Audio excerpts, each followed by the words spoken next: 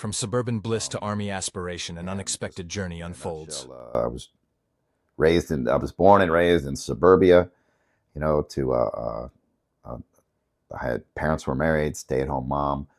She didn't even drive, and Wow. it was kind of bliss. And then at about 11 or so, it all kind of like went sideways. They got a divorce, Hmm.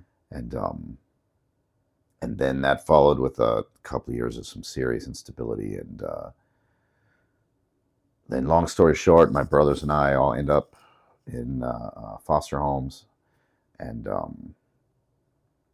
uh, and I ended up emancipated at 17, Wow. and then I became a male stripper at 18. And I was working at a car wash, and a guy there was like, you should check this out. And I went with him to a show, and it was in Cleveland, Ohio, and there Okay. was a bunch of older women, Yep. and they were like, "When are you dating?" I was literally freshly 18, and they were like, "When are you gonna?" And I was like, and they're buying me drinks, Okay. and and I did one song. I did Prince "When Doves Cry," Okay. and made like $400, and I was hooked. I was like, I'm gonna do this the rest of my life. Right.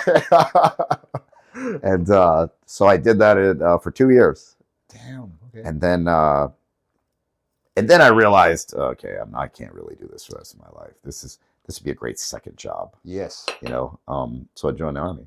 Right. So I decided to join the army, and in the army, I did not.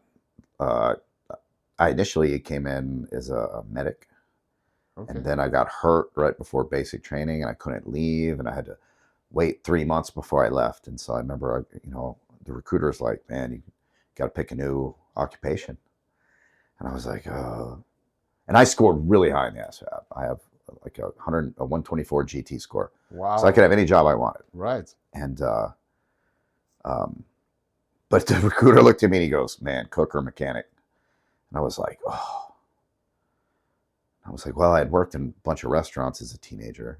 Okay. I said, "Well, okay, I'll be a cook." Hmm. And so that's what I came in as. And I ended up in a field artillery unit, slinging hash